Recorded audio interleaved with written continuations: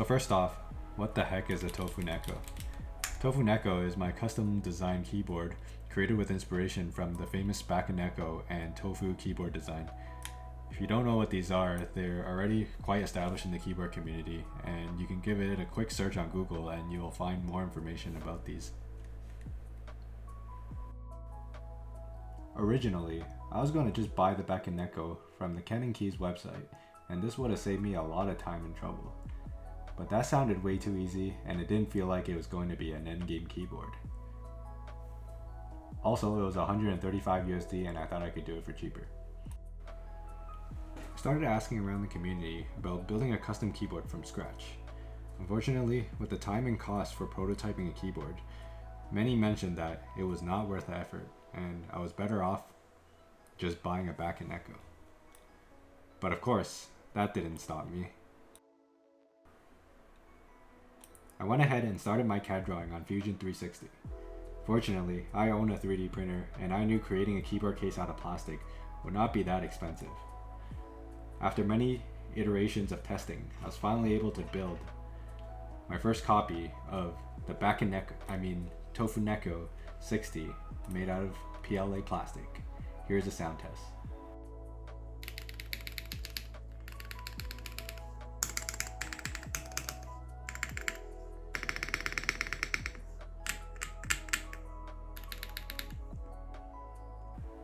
After the first milestone, I knew this wasn't it. As good as 3D printing is, it does not give a good production quality finish, and I needed to create an aluminum version. I found a company named PCBWay, and they offered CNC services that could help me create this aluminum version, and this would bring my Tofuneko to reach end game. The shipping cost was a bit too expensive for me from where I was coming from, so I reached out to the PCBWay customer service. I introduced myself and was hoping that they could help cut down some costs to help bring my Tofuneko project to life. And luckily, a representative responded back and was happy to help. Next thing you know, this video is sponsored by PCBWay. PCBWay is a company that specializes in PCB manufacturing and CNC machining services. You can get an instant quote from their website by simply uploading your PCB or CAD files and selecting your service and material of choice. If you are also interested in building a Tofuneko60 as seen in this video, visit the link in my description. The CAD files will be preloaded, and depending on your material of choice, you can also have one created by PCBWay starting as low as around $50.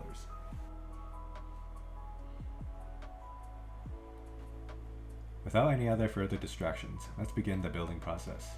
For the switches, I chose the Cherry MX Black Hyperglides. They aren't the greatest stock, so we're going to make some modifications to it. I broke in the switches to have around 600,000 actuations. This removes some of the scratchiness that you get from the stock switch, and as well makes the switch smoother overall. For the springs, I chose the Kelowna 55 gram long springs. The stock springs did not feel that great to me, and they were a bit too heavy to my liking. So I highly recommend getting aftermarket springs to adjust to your needs.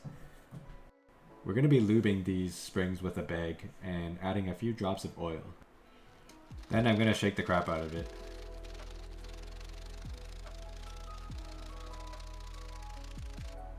So after I'm done with these springs, I'm going to set them aside. For my switches, I'm going to be using Kelowna polycarbonate films, and they're 0.15mm thick. This helps with the stem wobble and helps with the overall tightness of the switch. So I'm going to be prying open all 64 switches of mine and filming them basically one at a time and using the new lube springs. I'm using tweezers to pry them open because I don't have anything else to use, but I would highly recommend getting a switch opener so you don't damage your switches.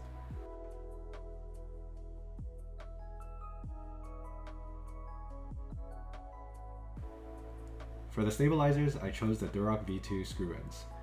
I would not recommend using this because it creates some interference from the Gummy O-ring mount of this keyboard design, and I would recommend using cherry clip-ins.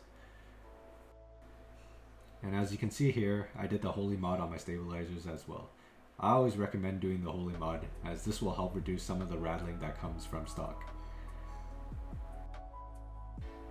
It's also recommended to use some sort of lubricant for your stabilizers. For my lubricant of choice, I chose the Super Lube synthetic grease. Next, I took the wires of the stabs and dipped each end into the bottle itself. If you are civilized, you may not want to do this. You may want to take the lubricant out of the bottle and apply it evenly with a paintbrush or a Q-tip.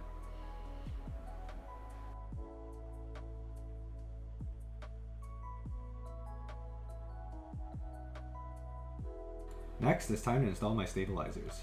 It's always recommended to install your stabilizers first and test for any rattling and imperfections you may have, especially if you're going to solder your keyboard, which I'm doing, as it's going to be hard to go back for fixing once you have everything soldered. And because I'm an idiot and bought screw-ins, make sure you screw in your stabilizers.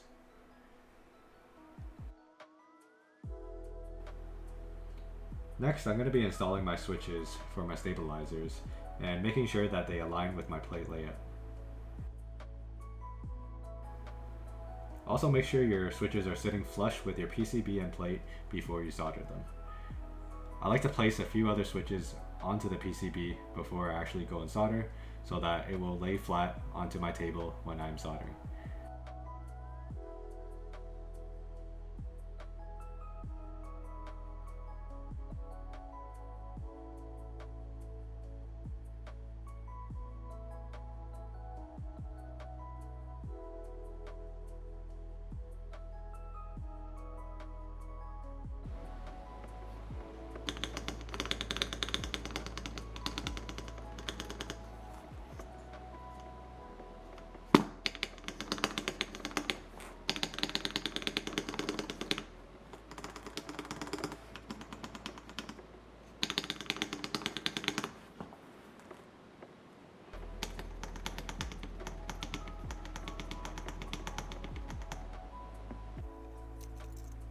So once you are satisfied with your stabilizers, it's time to install your other switches.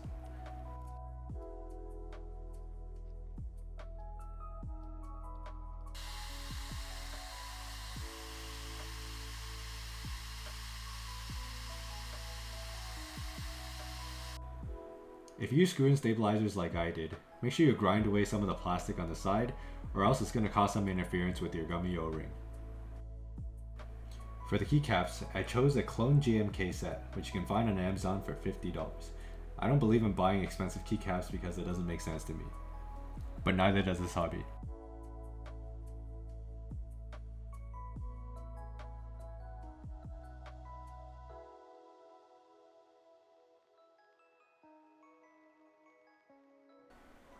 Now it's time to assemble the keyboard. For the Gummy O-ring, there's various levels of hardness that you can choose that will change the level of stiffness for your keyboard when you type, and the one that I chose was 50A, which is an in-between between 30 and 70.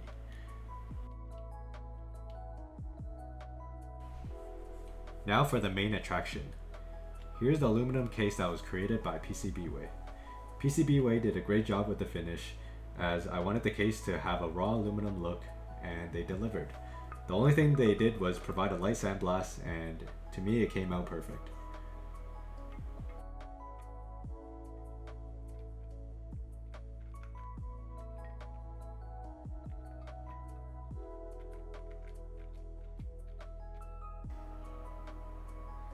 Now it's time for the sound test.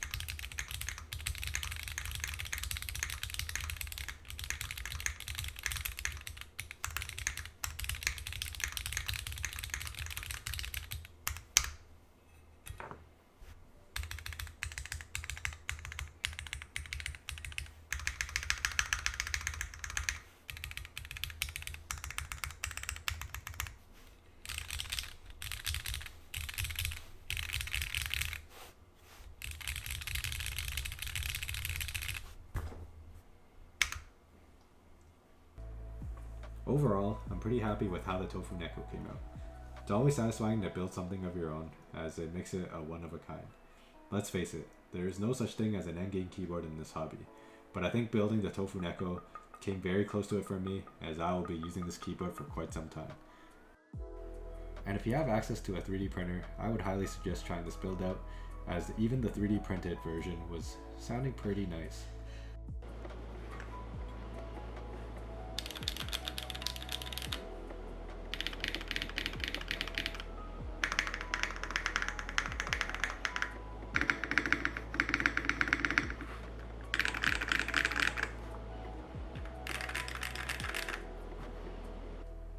There's a little pinging and hollowness to the aluminum version, but that can easily be fixed with foam.